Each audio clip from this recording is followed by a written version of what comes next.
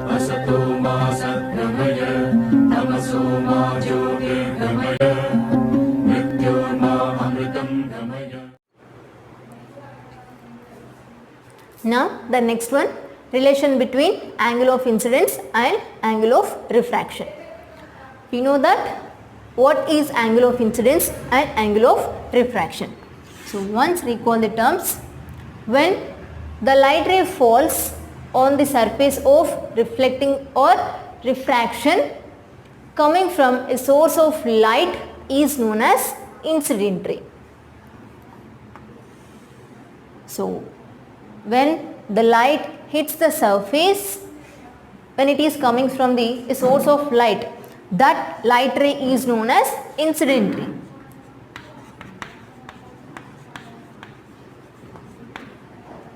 And what is a refracted ray? Refracted ray is nothing but the light ray which is moved away from the normal on entering to the one medium to the another medium. That is known as refracted ray, right? So here we are saying the light ray which is moved away from the normal. What is meant by normal?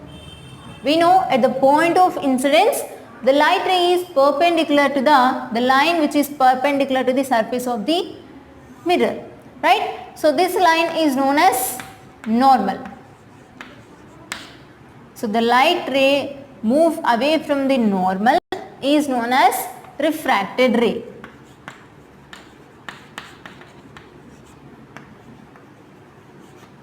And what is angle of incidence and angle of refraction? Angle of incidence means the light ray between, the angle between incident ray and normal. The angle between incident ray and normal is known as angle of incidence, and angle of refraction. Here this is the angle between normal and refracted ray. That is angle of refraction. It is denoted with angle I, and this is angle R. Yes. So is there any relationship between these two, angle of incidence and angle of refraction? We'll see now. For that we need to take some materials: plank, white chart, protractor, scale, small black painted plank, and a semicircular glass disc, pencil and laser light. First of all, we need to take a wooden plank which is covered with white chart. Okay, so take a wooden plank which is covered with white chart. Draw two perpendicular lines. Here this is one line and this is another line. Draw two perpendicular lines passing through the middle of the paper. Okay, now let the point is here. This is a point of intersection BO. Let the point of intersection BO. Here one line represents a line NN is normal to the another line marked as MM. This NN line is normal to the another line marked as MM. Here MM represents a line drawn along the interface between two media. Okay, this MM line is drawn along the line interface of two media, and here NN represents normal drawn at the point O. Okay, now take a protractor and place it along NN in such a way that here its center coincides with O. Okay, that the protractor center is coincides with O. Now we have to mark the angles from 0 to 90 on the both sides of the NN and also other side of the line NN, right? So here you can see from 0 to 90 and 0 to 90 on both sides. And here other side also, both sides we are taking from 0 to 90 and 0 to 90. Yes, now we have to take one semicircular glass disc.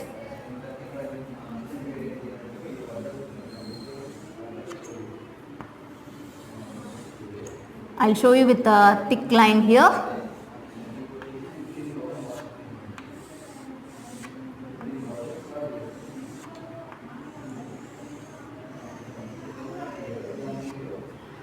Now take a semicircular glass disc so that its diameter coincides with the interface line mm. Okay, the disc diameter is coincides with the interface line mm and its center coincides with the point O. Okay, the disc center is coincide with the point O. Now take a laser light, send a laser light through the point O. Sorry, take a laser light and send the laser light through the line NN, which propagates, okay, the laser propagates from A to glass through the point O. Yes, so when we are sending the laser light from the line NN, that means the laser propagates from A to glass through the interface point O. Now here we have to observe the laser light on the other side of the disc. Okay, here we will not observe any deviation of light ray. So here we have to observe, that means here when we are taking the laser light, assume that this is a laser light here. Now, so when the light ray is sending from this way, okay, through the one angle here, right? So here we have to take the angles of incidence 10, 20, 30 with the line NN and see that it must passes through point O. It must passes through point O only.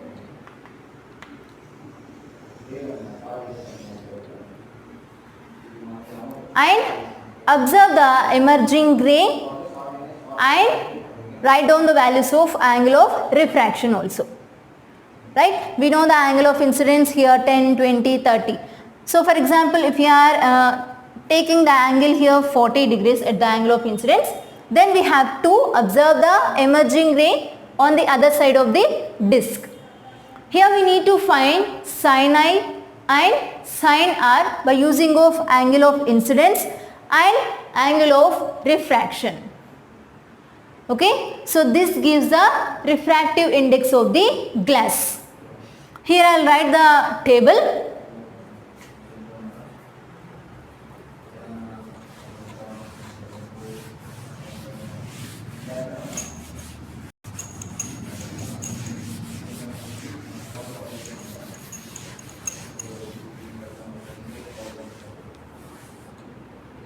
So first of all we need to take angle of incidence, angle of refraction, sin I, sin R and sin I by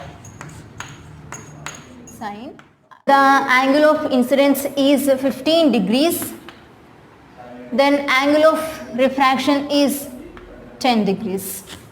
So if the sin I is a 0.25, then sin R is a 0.17, then sin I by sin R, that means 0.25 by 0.17. So here we will get 1.5. Okay. Now if the angle is angle of incidence 30 degrees, then we will get angle of refraction is 20 degrees. Sin I is a 0.51 and sin R is a 0.34. Sin I by sin R is 1.5. If the angle of incidence is 45 degrees, okay, here if we are sending the light at 45 degrees means then we'll observe the angle of refraction at 30 degrees.